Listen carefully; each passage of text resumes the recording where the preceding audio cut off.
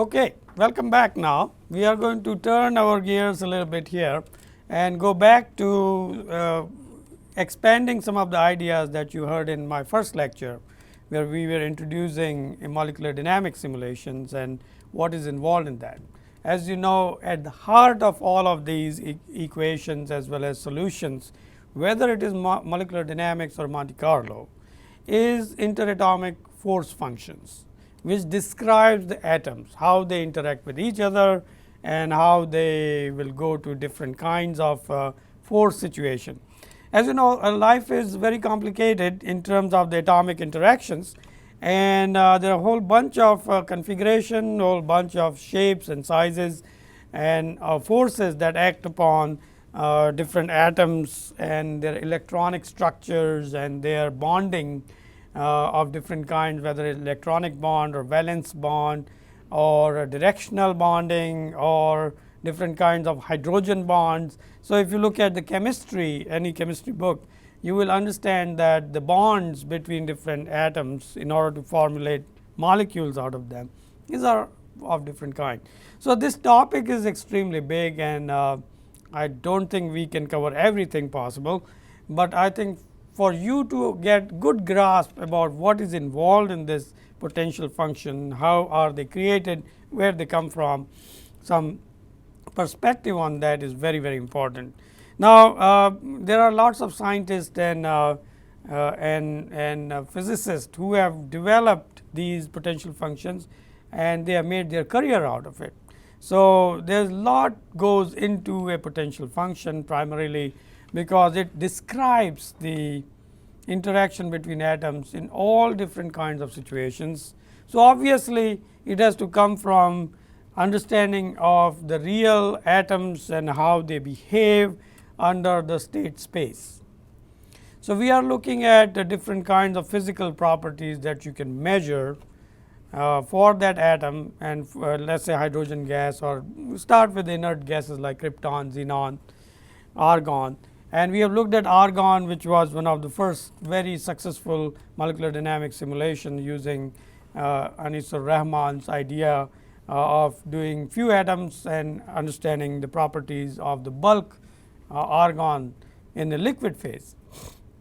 So, we are now turned into what are those interatomic potential functions and how we can really understand them. So, if you look at your slide here, obviously, they are non-bonded potential, and we also know there are bonded potential if there is a chemical bond of some kind. But the non-bonded potential here is very simple, which is the single and the pair interaction. So, when the atom is going through certain force field, what kind of forces are on single atom, but then if you join two atoms at a time, then you have to sum over the pairs of those two atoms, which is called pair potential. And if you look at, in this case, for empirical potential, you need an empirical experimental data.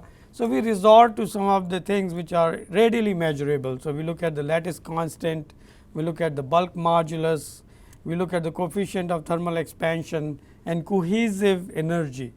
And the reason these four things are very important and basic to any potential function is because if you look at this potential Lennard-Jones potential function, which is essentially for inert gases. So, this position which you are looking at, the A distance from the wall, this is the repulsive wall that you are seeing on your system, that sigma wall of the potential, the distance where the wall is from this equilibrium position where the force is 0, that comes out of the lattice constant. So, it is in terms of lattice constant A 0. So, if you know A 0, you can understand the repulsive wall, and you can define repulsive wall in terms of A 0. Bulk modulus is essentially the curvature of potential at A 0. So, if you look at this curvature at the bottom, this is what represents the bulk modulus, because as the system expands in 3 dimension under temperature conditions, that bulk modulus shows that how oscillations are increasing. So, this is where you use the bulk modulus. Now, the third one is coefficient of thermal expansion. As you know, as I heat up this molecular system, they are going to expand. So, they are going to climb the potential well. So, this is this particular area, if you can see my cursor here, this is the potential well. So, at this distance what you are looking at, that depends on the lattice constant A 0. Now, we are looking at the curvature depends on the bulk modulus, but as you move forward with thermal expansion, this essentially defines the thermal expansion. So, as you go further down, the way the system is binding with each other, which is called cohesion, that cohesive energy then becomes the last parameter that you want to look at, cohesive energy. So, if we have to define very quickly and fit data in order to come up with Lennard-Jones potential function, we need a minimum energy potential eta and the sigma, which is the wall potential, which we are looking at. The length is sigma, energy is eta, and if we know all these other parameters, which we looked at, the 4 parameter, we can fit all these numbers together to create a Lennard-Jones function. Now, you know this is unbonded. So, there are no bonds between argon and argon atoms, but as they come close together, there is a repulsion. As they go farther away, then there is a attraction, and that comes out of parameters like lattice constant, bulk modulus, thermal expansion, and cohesive energy. Now, that gives you a good idea how did they come up with this curve, because this curve is at the center of the calculation of forces. Whether you use molecular dynamics method or Monte Carlo method, you still have to calculate the force. Only thing you do not have to do in MC or Monte Carlo method is to do trajectory calculation, because you are not solving equation of motion, but you are sampling configurations based on what we call as the situation of Boltzmann distribution. So, with this understanding, now we know how we calculated that. So, there are lots of potential functions now we want to pay our attention to. One is highly idealized. So, you can start with hard sphere, square well, piecewise continuous springs. As you know, we talked about bonded potential being represented by force constant of a spring. That is one of those kind of simulations. Then we can also model interaction between atoms in terms of semi empirical, and this is where what you saw from the empirical observations, when we were able to fit all these 4 parameters, lattice constant, bulk modulus, coefficient of thermal expansion, and cohesion energy. Then we have a semi empirical potential, which could be Lennard-Jones type, or it could be Born-Meyer type, or it could be Morse potential. So, these are again a particular functional relationship. In case of Lennard-Jones is 1 over r to the 12 for the repulsion, and 1 over r to the 6 is for the attraction, or which is related to the cohesion energy. Similar function can be devised for Born-Meyer or Morse potential, which have different mathematical formulation, but they are fitted with the empirical observations. That is why they are semi empirical. There is mathematical function which is being modified by the empirical observation. Then there are some of them which are totally completely empirical.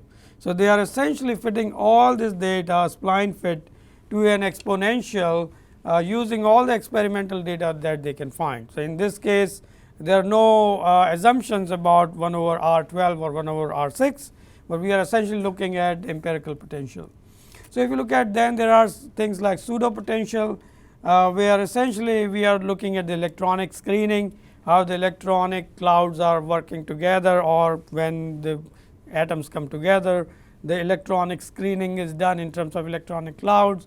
Some of the van der Waals interaction, etc., they become pseudo potential, which essentially define in a very soft way what kind of interactions will happen if there is a collision of some of the electronic cloud.